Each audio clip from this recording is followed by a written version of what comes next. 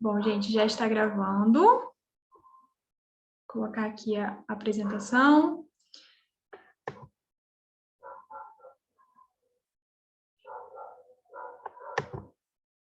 Então tá, vamos lá.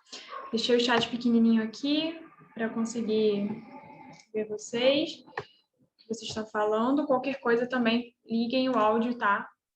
Fiquem super à vontade. Então, vamos iniciar aí nossa quinta aula, né, do curso de redação. A gente vai falar hoje sobre estrutura da conclusão. Aí depois teremos mais 2 aulas teóricas para falar sobre uso de conectivos, né, que é basicamente coesão e coerência. E uma 7ª aula só sobre os principais filósofos sociólogos. Depois disso, nós iremos só discutir tema, até o dia antes das revisões, até o início das revisões, né? Acho que serão uns 4 temas até o Enem, tá? E a gente vai trabalhar isso nas aulas. Então, vamos lá. De novo, assim, na quinta aula a gente ainda apanha de passar os slides. Então, vamos lá, gente. Primeira coisa, sobre estrutura de conclusão, né?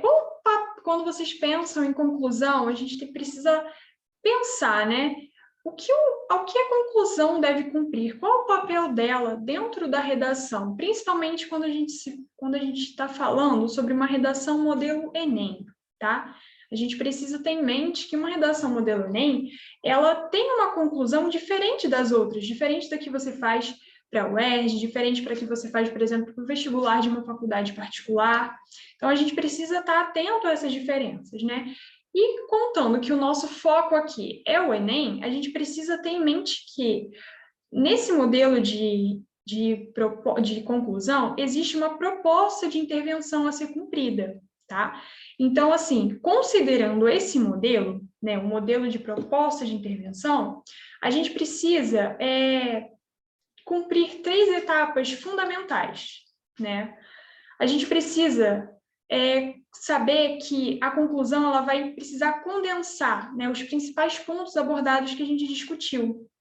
Ou seja, se lá na minha tese eu falei sobre as questões que permeiam tal problemática, eu preciso retomar isso quando eu chego lá no momento da conclusão, tá certo? A conclusão é um momento de finalização do texto. Então, você precisa trazer novamente, com outras palavras, o problema que você apresentou, tá bem? Isso a gente dá um nome específico, tá? Isso se chama retomada de tese, tá certo? Um outro ponto também que a conclusão deve cumprir é ser capaz de solucionar os problemas apresentados. Então, por exemplo, se a gente discutiu lá nos argumentos os problemas, tudo que a gente conseguiu perceber, que a gente discutiu, que nós apontamos, todos os exemplos, justificativas, alusão que a gente fez, tudo isso precisa ser solucionado, porque a gente está falando de uma proposta modelo Enem, tá bem? E eu também preciso ter em mente que a minha conclusão modelo Enem, ela precisa terminar com alguma frase que traga alguma prospecção para o futuro, a partir daquilo que eu estou propondo. Então, a gente tem que ter em mente esses 3 pontos, né? Ressuscitar aquilo que a gente falou anteriormente, né? Ressuscitar a tese, né? A gente precisa dar a proposta de intervenção para os problemas que a gente apresentou e a gente precisa trazer ao final disso tudo algum prospecto para o futuro, tá? Então, recapitulei aí os 3 principais pontos. E aí, né, a conclusão, uma continuidade, né? Ela tem essa função de retomada, de ressuscitar aquilo que a gente apontou como problema. Ela também vai, né, trazer para o leitor aquilo que você tratou no decorrer do texto. Então, você vai retomar aquilo que você escreveu nos parágrafos de desenvolvimento, só que de uma forma bem resumida, como eu já falei. E aí, gente, esse momento não é a hora de você trazer novas ideias, de você expor e apontar novos problemas, porque não cabe aqui, na conclusão, solucionar ou apresentar novas propostas. Não tem espaço para isso, tá certo? Contando que você faça uma discussão completa, então, assim, jamais exponha um novo argumento, jamais aponte um novo problema. Na conclusão, faça isso lá em cima, lá no desenvolvimento, lá na nossa discussão, tá bem? Então, a conclusão é o momento de você retomar o que foi dito, sempre em outras palavras, tá certo? E solucionar esses problemas.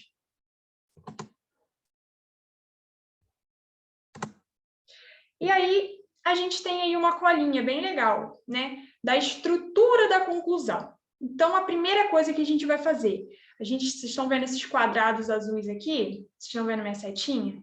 Então, a gente precisa... Deixa eu ver se eu consigo colocar aqui. Anotação.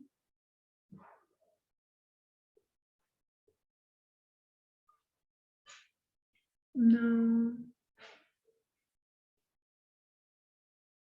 Aqui, ó. Então, olha só, isso aqui são os 3 pontos que a gente precisa cumprir, que é o que a gente estava falando anteriormente, só que de uma forma, né, para ficar bem fixo mesmo, a gente não pode esquecer de tudo disso aqui, tá? Desses quadrados azuis aqui.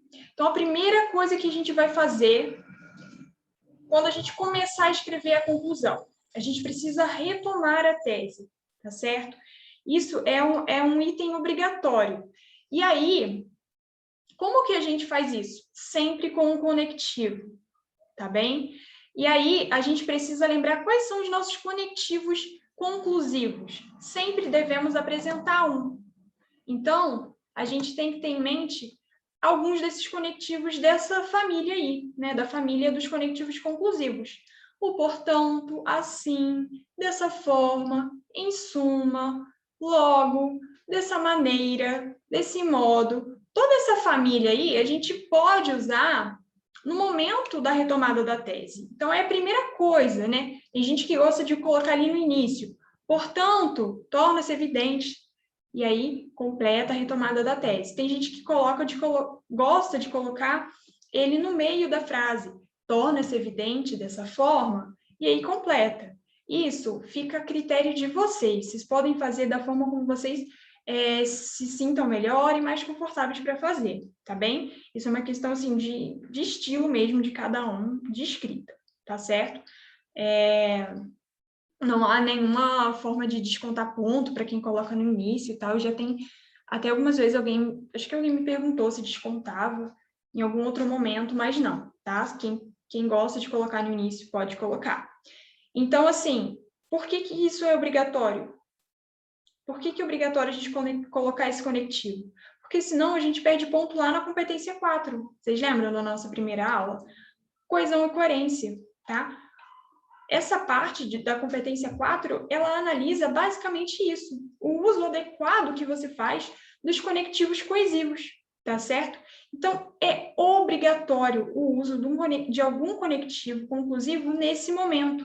Na primeira frase da conclusão, precisa vir essa retomada de tese e, junto dela, precisa estar esse conectivo, tá certo? Pensem assim, isso é obrigatório. E aí, o que deve vir em seguida, né? A nossa proposta de intervenção, tá certo?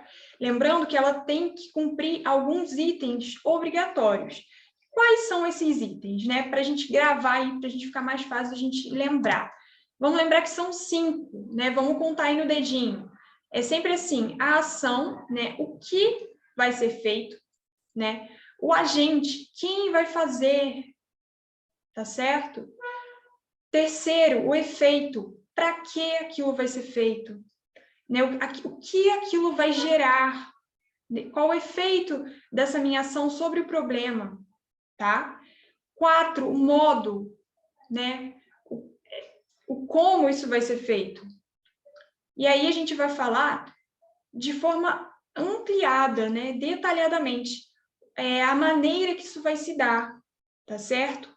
E aí o 5 é um detalhamento. a gente precisa trazer exemplos, a gente precisa ampliar ainda mais.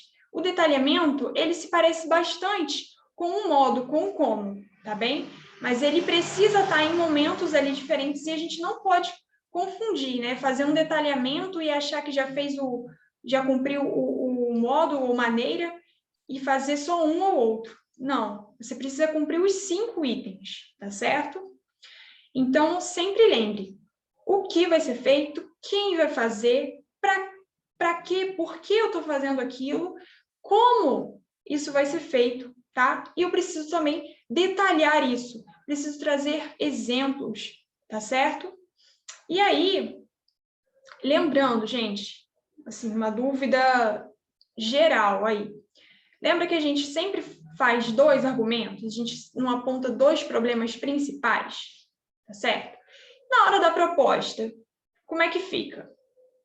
Gente, é o seguinte, a proposta precisa ter você pode fazer assim, uma proposta só que resolva os 2 problemas que você apontou, mas isso é meio complicado.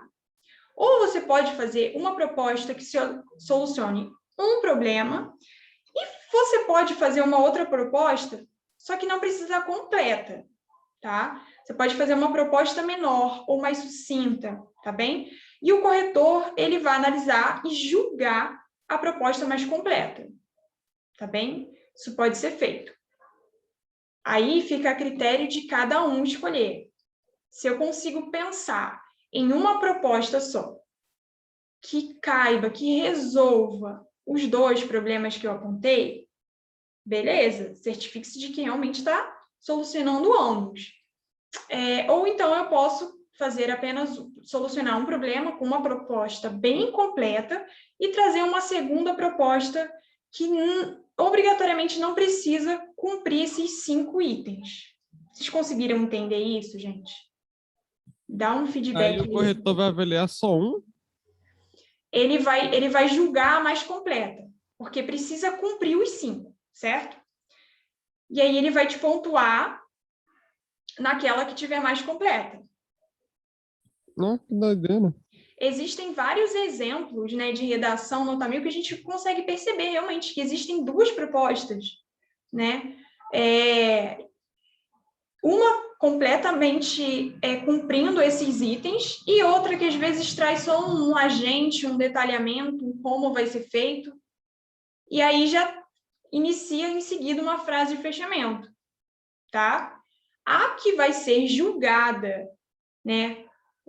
Que vai ser assim, que realmente ele vai contar se você colocou quem, onde, como, para quê, vai ser a primeira, a mais completa, tá bem? Isso tem que ficar muito claro, assim, gente, não pode ter dúvida nisso, não adianta, eu posso fazer, então, 2 propostas e aí incompletas? Não, né? Precisa ter pelo menos uma 100% completa, tá bem? Isso é até uma dúvida, assim, que eu tinha na minha época de cursinho de vestibular, e é super comum também ter essa dúvida. Deixa eu ver se alguém falou alguma coisa no chat. Uma delas completa já garante ou não? Sim, uma completa já garante. A gente vai ver alguns exemplos disso, tá? Podem ficar tranquilos. E aí, gente, agora a gente vai falar sobre a frase de fechamento, né? Que é um item obrigatório também, tá? O corretor vai olhar para a sua redação e ele vai procurar se você colocou na conclusão a frase de fechamento, né? O que seria essa frase de fechamento? Né? Ela vai trazer uma prospecção a partir daquela proposta. Então, por exemplo, assim, se você não acabou de dar uma solução, de elaborar uma proposta de intervenção para o problema que a gente estava discutindo? Então, a partir disso, a partir da implantação das suas ideias, né, o que vai acontecer a partir daquilo? Qual a projeção para o futuro? Né? Qual a prospecção daquilo? Então, esse é o papel da frase de fechamento, tá bem? Fica bem intuitivo, né? Eu estou em dúvida em como fazer a frase de fechamento. Olha para a sua ação. O que você colocou? Então, assim, tira uma cola disso, tá? E aí vai ficar mais fácil, mais intuitivo também de sair.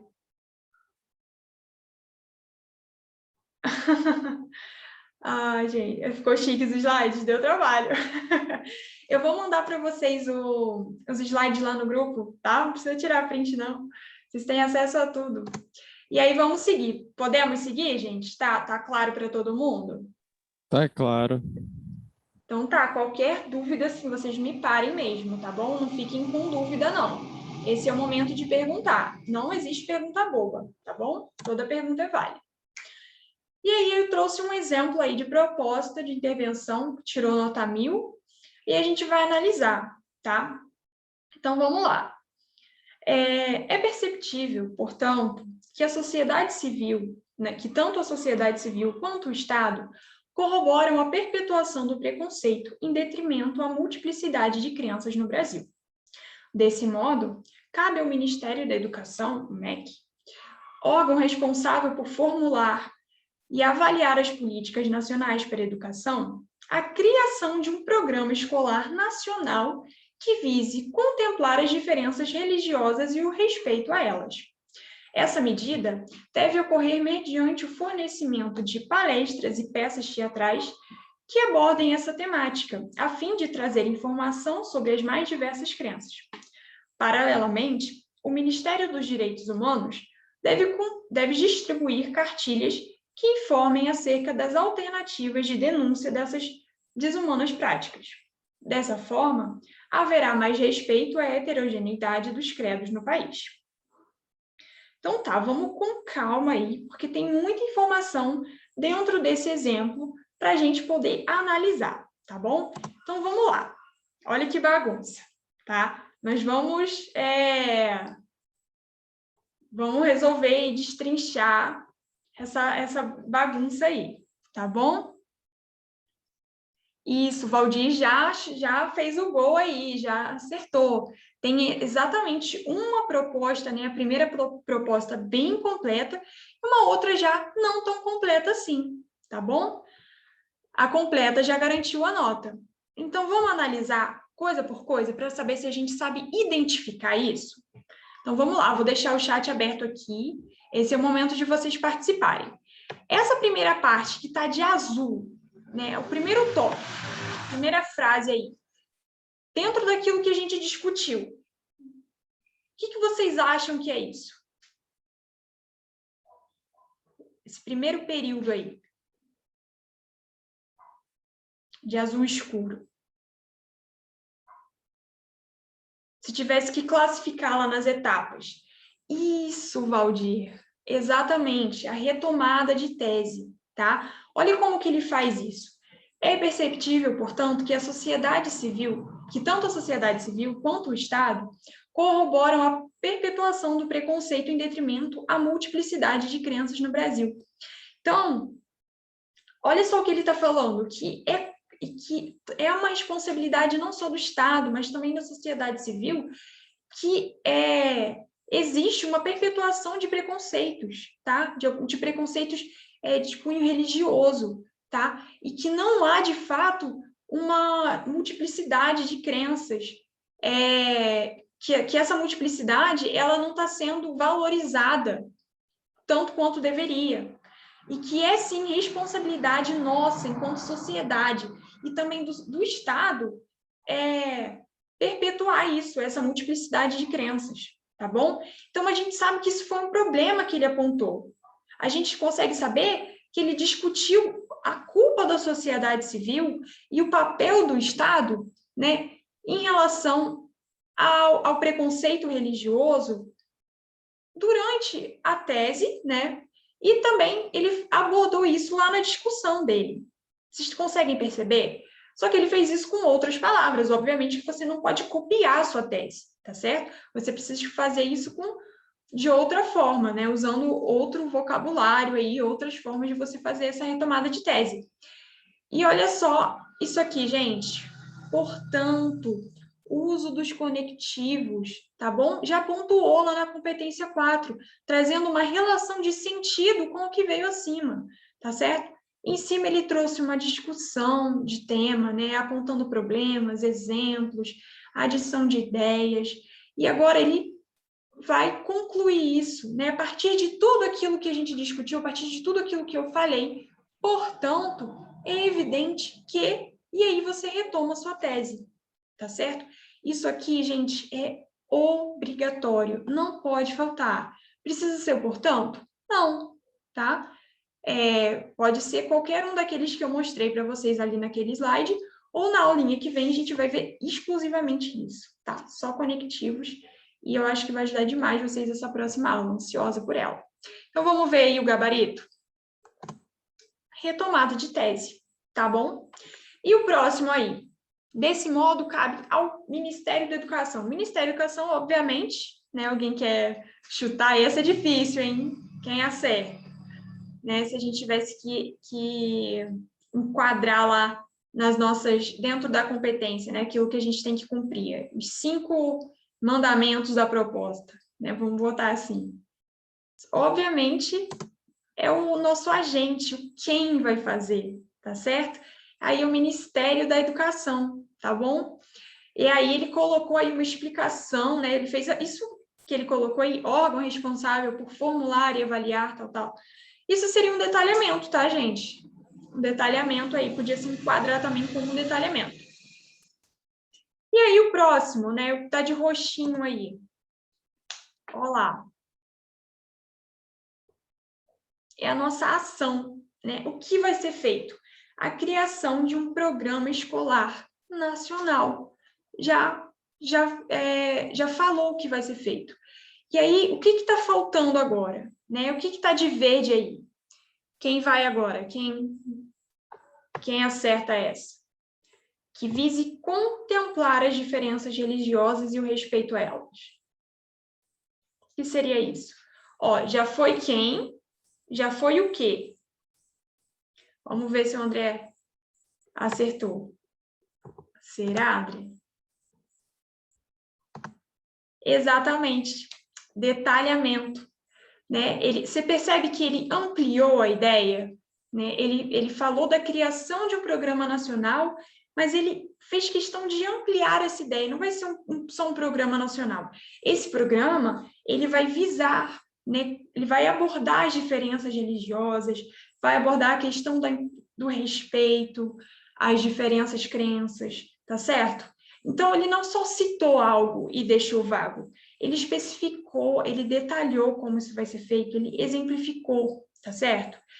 E aí, o que entra agora aí de vermelho é interessante. Percebam aí, o que vocês acham que está de vermelho? Essa medida deve ocorrer mediante fornecimento de palestras e peças teatrais que abordem essa temática. Isso se enquadra melhor em quê? Modo. Mediante, de que forma? Exatamente. Gente, vocês estão me dando muito orgulho, né? Isso vai ser a finalidade, né? Mediante a quê? Tá? Espera aí, deixa eu minimizar. Meio modo. Dei cola aí já do próximo, tá? Aí, de preto, né? O próprio conectivo já traz o sentido daquilo que vai ser dito, né? Então, se eu digo a fim de modo a, tá certo? Isso já me traz a ideia que ele está falando de que forma, o efeito, tá certo? De trazer, então, por exemplo, essa ação de criar um programa escolar, a finalidade dela é trazer essa informação, né, sobre as mais diversas crenças, tá certo? E aí ele completou os 5 mandamentos lá da nossa proposta de intervenção. Ele usou, vamos contar, agente, ação, o modo, né? O para quê, a fim de quê, e detalhou, né? Cumpriu aí os 5 pontos, tá certo? Essa proposta está completa, ela vai ganhar 200 pontos, tá certo? Esse efeito é o quê? O efeito é a finalidade. A fim de quê? Qual o efeito disso? Né? Se eu criar um programa escolar nacional, qual o efeito disso na sociedade? Qual o efeito disso diante do problema do preconceito religioso, né? Vai Ah, trazer informação sobre as mais diversas crenças, né? Vocês conseguem... Agora, vamos lá. Vamos falar aqui. Vocês conseguem perceber que não tem nada de mirabolante nem mega criativo nessa proposta? Ele citou o Ministério da Educação, falou da criação de um programa escolar nacional. Não é nada, nossa, mirabolante, genial. É simples, tá? Nossa, vou fazer um programa. Para quê que o programa existe? Nossa, para trazer informação. Vocês conseguem perceber? Mas é exatamente isso, gente. Vocês não precisam ter uma ideia genial que vai revolucionar aquele problema, que vai solucionar, mas que vai sim minimizar, tá? Algo simples, funcional, tá certo? Né? Que seja aplicável, né? Dentro da nossa realidade.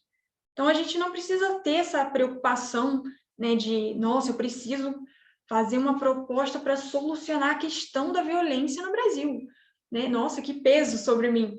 Mas não precisa, tá? Precisa minimizar aquilo. Pensem assim, tá certo?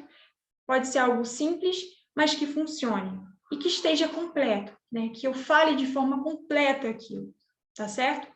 E aí, ele trouxe também uma outra mini proposta aí, né, incompleta. Ele apontou um agente, falou sobre o Ministério dos Direitos Humanos, falou o que a ação, que seria distribuir cartilhas, tá certo? E aí também explicou, fez um detalhamento aí, né? Falou que essas cartilhas iriam informar, né, sobre as alternativas, modos de você fazer denúncia de práticas desumanas, tá certo? E aí não precisa colocar todos os itens, porque ele já fez uma completa, né? Então fica aí a critério e se couber também, tá certo? E aí, por último, o que a gente tem aí? então basicamente isso aí não vai ser avaliado? Oi? Então, sobre isso, ele vai avaliar a que tiver mais completa, para julgar. Mas, por exemplo, existe um outro problema que foi em relação ali que precisava de algo em relação à denúncia, né? Ele achou que cabia, né, fazer um canal de denúncia que o Ministério dos Direitos Humanos podia se responsabilizar por isso. Isso solucionaria o problema? Minimizaria? Sim, mas ele não trouxe isso de forma completa, tá certo? Então, de uma forma geral, isso também é avaliado. Mas na hora de você julgar os critérios, né? Porque, assim, é muito metódico essa avaliação da proposta. Ele precisa olhar para pelo menos uma proposta e contar 5 itens. Ele vai contar, né? O corretor vai olhar e ver se tem 5 itens. Se você fez uma proposta a mais, né, para complementar a solução daqueles problemas, se você quis fazer essa extra, ela não vai ser julgada dessa forma, né? Se está completa ou não, mas a funcionalidade dela. Ah, sim, entendi. Entendeu? E aí, por último, né? Qual a última coisa aí que a gente falou que é obrigatório, que não pode faltar, né? O finalzinho aí para fechar com chave de ouro a nossa redação.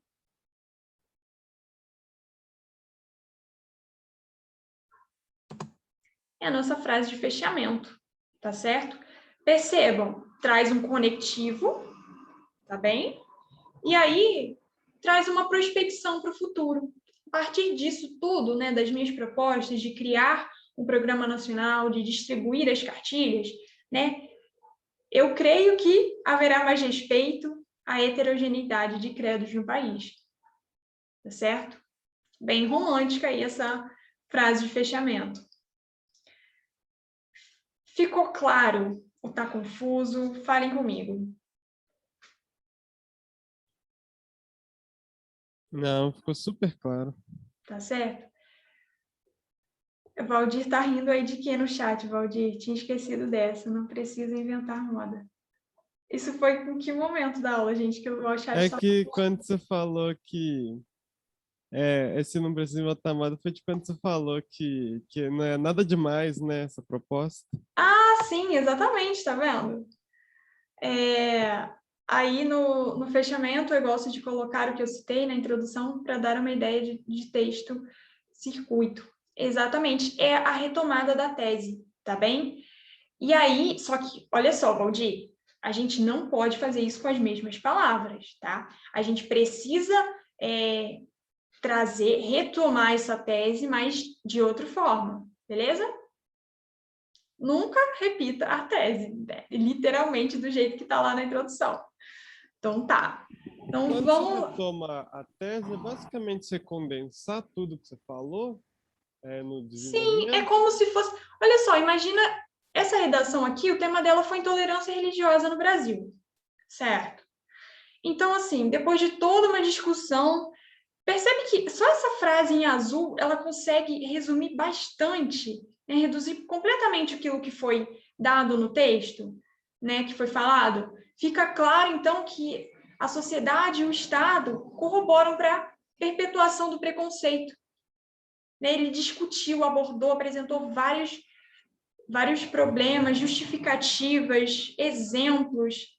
E aí, depois de toda essa discussão, ele tem uma clareza de que fica perceptível a culpa da sociedade e do Estado em relação ao preconceito, tá certo?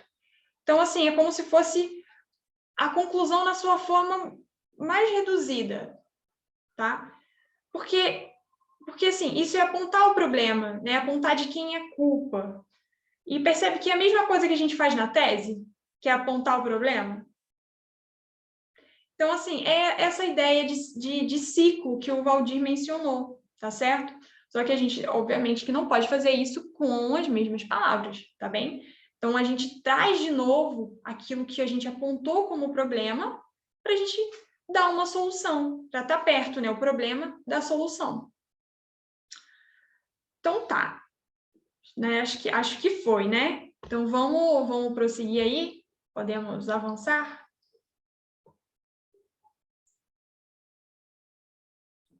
Podemos. Então, vamos lá. Agora aí, gente, exercício para vocês. Por favor. Não sei se vocês estão com... se vocês conseguem abrir o Word ou se vocês têm acesso a um papel e uma caneta. Esse é o momento, tá? Vou dar um minutinho aí. 60 segundos para vocês pegarem um papel e uma caneta para a gente poder fazer esse exercício. Rapidinho, bora, gente. Foi? Todo mundo aí conseguiu pegar alguma coisa para poder escrever? Peguei. Então, tá bom. Então, vamos lá. Para cada, né, tema que a gente colocou aqui, né, abaixo, não, é porque eu coloquei do lado depois, né? Para cada tema ao lado, gente, eu quero que vocês apresentem esses elementos que são exigidos, tá? Então, não é para fazer uma conclusão inteira, tá? A gente vai fazer só a parte da proposta, tá certo? Não precisa retomar a tese nem fazer frase de fechamento, né? A gente vai fazer só uma única proposta e ela precisa estar completa aí. Vamos treinar, né? Colocar aí. Então, o primeiro tema, a persistência da violência contra a mulher no século XXI. Então, escrevam aí o que vocês pensam de agente, né? Quem poderia ajudar, né? Que órgão? Pensem aí o que poderia... Quem é o agente que poderia fazer alguma intervenção em relação à violência contra a mulher? Aí coloquem... Bota assim, quem? Aí coloca quem vocês acham. E aí, o que vocês fariam para solucionar, né, a violência contra a mulher? Como vocês fariam isso, tá? Me tragam algum detalhamento, né? Ampliem esse como, tá? E me falem alguma finalidade. Para que isso vai ser feito? Então, a colinha está lá na ação. O que eu vou querer fazer? A partir disso, qual o efeito que isso vai gerar? Para que eu estou fazendo aquilo? A fim de quê? Tá bem? E aí a gente termina esse e depois vai para o segundo, tá bom?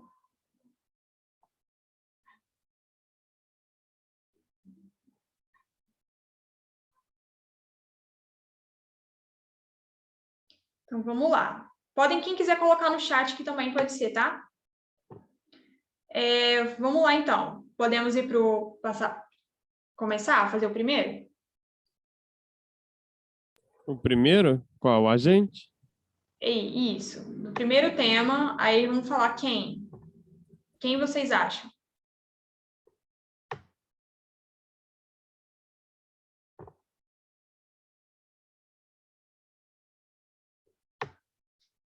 O que você colocou, André?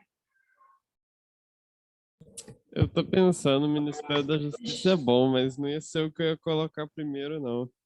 Deixa eu ver aqui, ó, quem falou no chat. O Valdir colocou Ministério da Justiça. Então, vamos lá, vou ajudar vocês, tá certo? Né, a gente pode pensar em alguns que são coringas, assim, chaves, né? A gente pode... Isso é um problema coletivo? É um problema da sociedade como um todo? Sim. Então, a gente pode responsabilizar a sociedade civil por isso? Podemos, tá? Sim. A gente pode falar que isso também é uma responsabilidade, né, do MEC, do Ministério da Educação, abordar isso dentro das escolas. Podemos Sim. fazer campanhas dentro das escolas, tá certo? Um órgão, assim, primordial quando a gente se fala de violência, a gente pode falar que isso é uma responsabilidade também da mídia televisiva, né? Divulgar em campanhas, em horário nobre, né? Passar lá na hora do comercial. Cabe muito colocar mídia televisiva, jornal, revista, tá certo? A gente pode falar também que um outro agente aí poderia ser as redes sociais. A gente está no tempo das redes sociais, a gente poderia fazer alguma campanha dentro da rede social? Com certeza, caberia muito, tá bem? Então, aí, são alguns coringas aí que a gente pode pensar. Sociedade civil, mídia televisiva, jornal, tá bem? A gente pode trazer aí, quando a gente fala de governo, né? Aí a gente pensa no órgão específico para isso, o Ministério da Justiça, a gente poderia trazer também, falando a nível de polícia civil, tá? Trazer isso, se a gente quiser minimizar, né? Minimizar não, detalhar, né? Ainda mais isso. Não, falar das prefeituras, né? Então, assim, então vamos devagar, né? Já estou dando umas colas aí.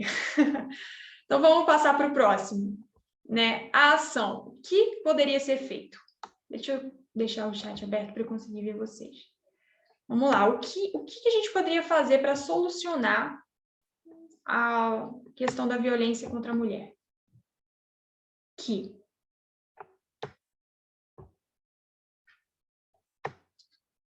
Aumentar o número de delegacias da mulher. Exatamente. Tá? Uma outra coisa que poderia ser feita também.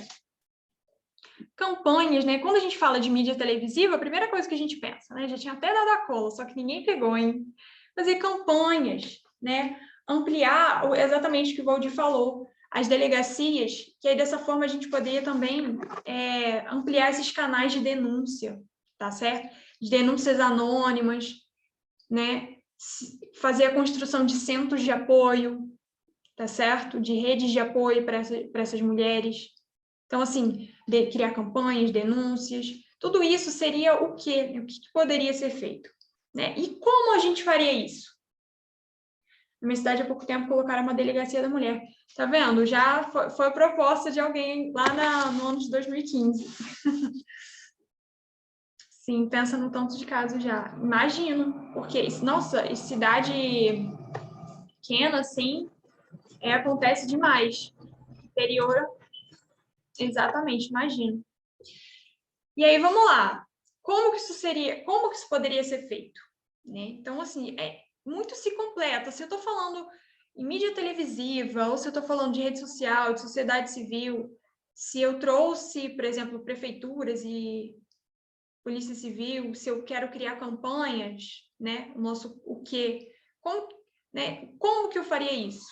Por meio dessa divulgação de informações, por meio da divulgação dos canais de denúncias, tá certo? Por meio de comerciais que expliquem sobre a violência, que incentive a realização de denúncias, tá certo? Por meio do debate nas escolas, em espaços públicos também, tá certo? Super válido a gente fazer tudo isso. E aí eu posso trazer um detalhamento, né? Por exemplo, se você falou da delegacia da mulher, será que nessa delegacia, Valdir, teria um espaço para ter um atendimento, um apoio psicológico? Tá certo? Então, assim, tudo isso cabe como detalhamento, tá certo? Então, você pode fazer a criação também de espaços recreativos que contem com esse apoio para as mulheres, tá certo? Que lá funcione como tem espaço de rodas de conversa, tá certo? Que seja fornecido nesses espaços recreativos cursos profissionalizantes para essas mulheres, tá certo? Tem um espaço de atendimento da mulher, né? De violência que tem numa cidade vizinha minha, que funciona também como um centro de acolhimento, né, para as mulheres que sofrem violência. E lá nesse espaço tem um espaço da beleza, para resgatar a autoestima delas. Então, olha só, quanto detalhamento legal que a gente tem para usar, tá certo? E aí, de efeito, para quê, né? O que isso geraria? A fim de que eu vou fazer isso? Qual o efeito? A fim de informar, a fim de empoderar essas mulheres, de trazer simplesmente um apoio, tá certo? Então, é bem amplo. Então, assim, percebe que a gente deu vários exemplos de coisas aqui e tudo coisa simples, né? Ninguém teve uma ideia genial para revolucionar essa questão, né? São coisas que a gente vê que são simples, mas que funcionam, tá bem?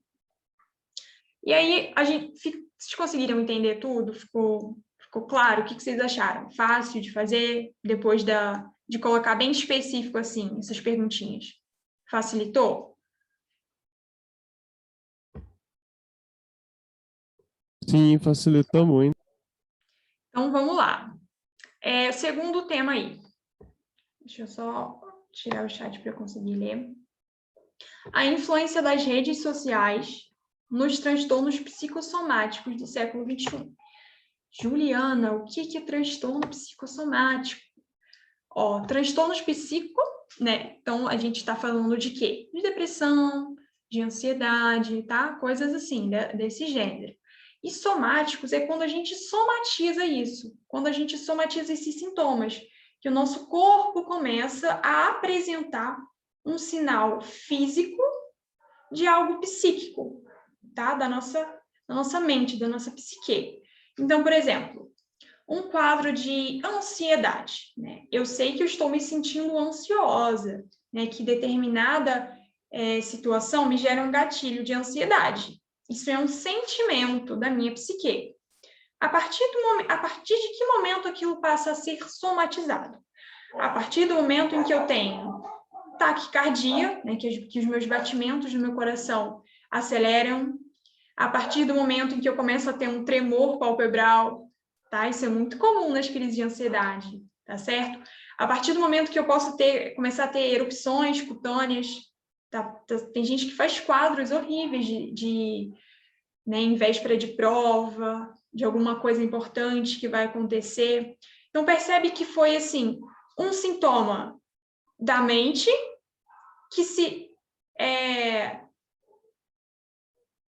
apresentou com alguma forma no corpo, né? Algo visual, algo somático, né? Seja por uma mancha, por uma erupção que eu consigo ver, tá? E eu não me machuquei, não me queimei, não estou com nenhuma dermatose, nenhuma doença de pele, aquilo foi algo que gerado pela minha crise de ansiedade, tá? E exclusivamente daquilo. Passou aquela ansiedade, tudo some, né? Os batimentos voltam ao normal, a pele volta ao normal, você para de ter todos aqueles sintomas, né? Tem gente que tem náusea, vômitos, né? Quadros de diarreia, enfim, né? Cada um vai ali apresentar tremores, Então, assim, né, todo mundo já entende aí, o pessoal falando no chat, né? Crise, esse tema, ansiedade, é algo de conhecimento geral aí. Então, vamos lá. Agora que vocês estão... Gente, minha bateria está acabando. Eu vou dar um tempinho aí para vocês fazerem o detalhamento aí, enquanto eu vou pegar o carregador rapidinho, tá bem? Para não desligar, porque eu não sei se fica salvo depois o vídeo, tá bom? Só um minuto. Enquanto isso, vão fazendo aí o que, quem, onde, como desse segundo tema, tá? Já volto.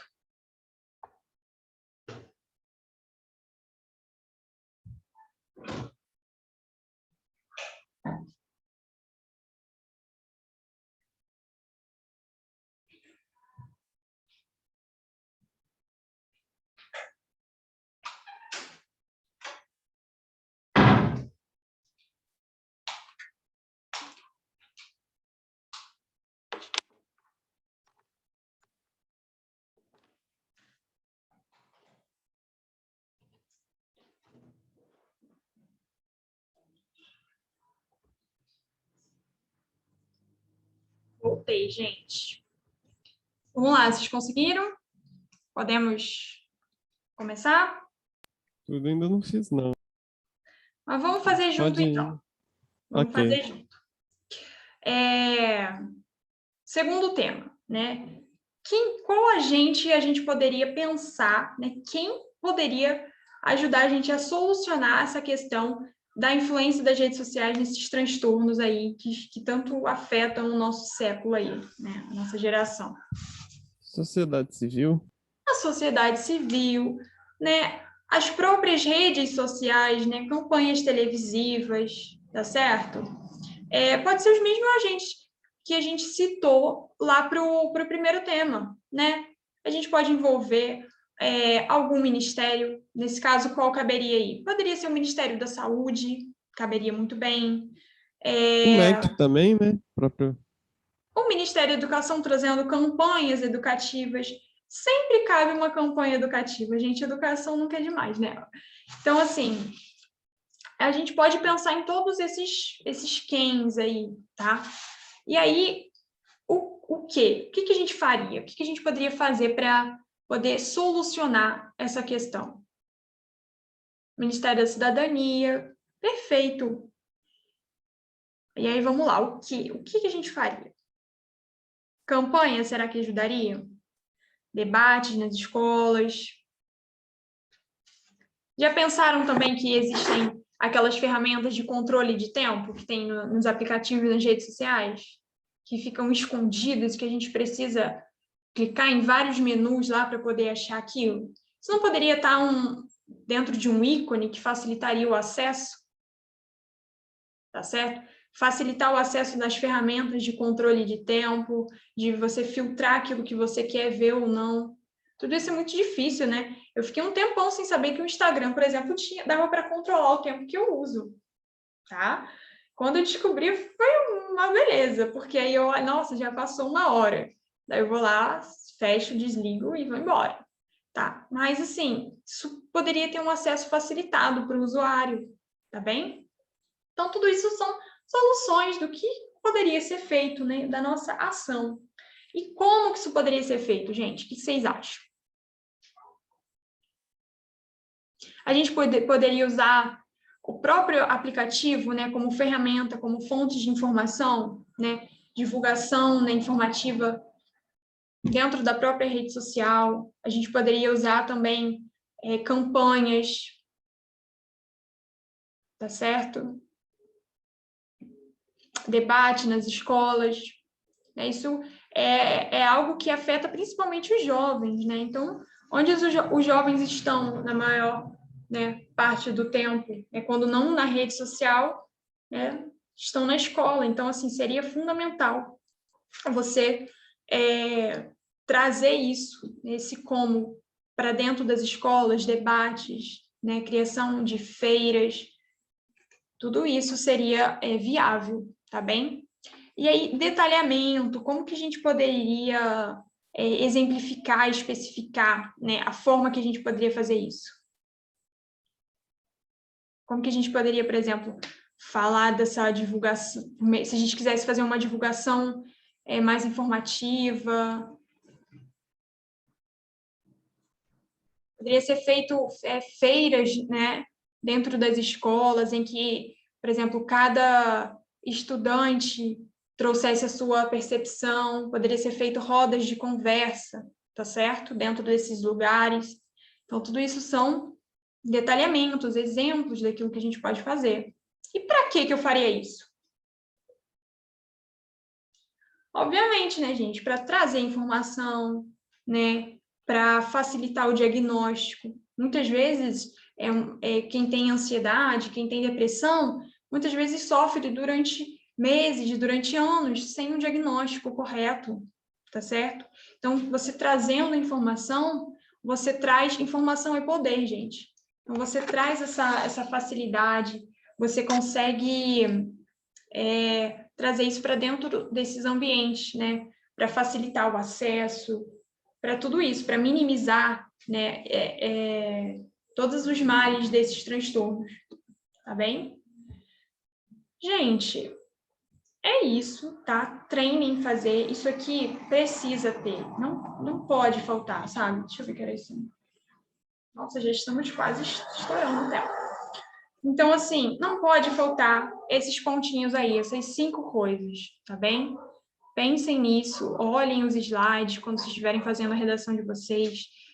Podem tirar colinha mesmo, o importante é aprender a fazer, tá? Não se preocupem agora, nesse momento, com o tempo que vocês estão levando para fazer a redação. Se preocupem em aprender a fazer uma redação completa, certinha, uma boa introdução, um desenvolvimento adequado, né? Um bom uso dos conectivos, tá certo? Uma proposta bem completa. Beleza, aprendeu, né? Conseguiu ali, tirou mais de 900 em alguma? Beleza, agora eu vou começar a controlar o tempo que eu estou levando para fazer a redação. Mas primeiro se preocupem em aprender, tá? Esqueçam por enquanto o tempo. Aprendam a fazer redação, depois aprendam a controlar o tempo, porque não adianta nada, né? Fazer uma redação em 1 hora, mas está tudo incompleto e você não conseguir tirar uma boa nota, tá? Então, assim, não sei se isso tem sido uma preocupação, uma questão para vocês, mas eu queria trazer esse recadinho aí. E agora deixar aberto para dúvida, tá? Alguém quer perguntar alguma coisa? Ficou algo que não tenha ficado claro durante a aula? Eu Vocês queriam entendi perguntar? o que que eu deveria separar do modo e do detalhamento, sabe? Que um parece que entra muito dentro do outro. Sim. Ó, vamos lá, então. O modo é a maneira que aquilo vai ser feito. Então, por exemplo, se eu apresentei como solução trazer campanhas na mídia televisiva, tá? Esse foi a minha ação, o quê? E aí eu vou falar como que isso vai ser feito. Como que essa campanha vai ser feita? Olha, nessa campanha a gente vai trazer informações sobre essa temática, tá certo? E aí você especifica como isso vai ser feito. E aí você pode detalhar isso. Como que você detalha? Eu vou colocar essa campanha para aparecer no horário nobre. Aí você especifica, aparecendo principalmente no horário nobre da mídia televisiva, tá certo? Então, isso seria um detalhamento. Percebe que isso não é um modo? Como que eu vou fazer a campanha? No horário nobre. Isso não me traz um como, mas sim uma informação ali, um detalhe a mais. Ah, sim. Conseguiu perceber a diferença? Então é isso, gente. Mais alguma dúvida?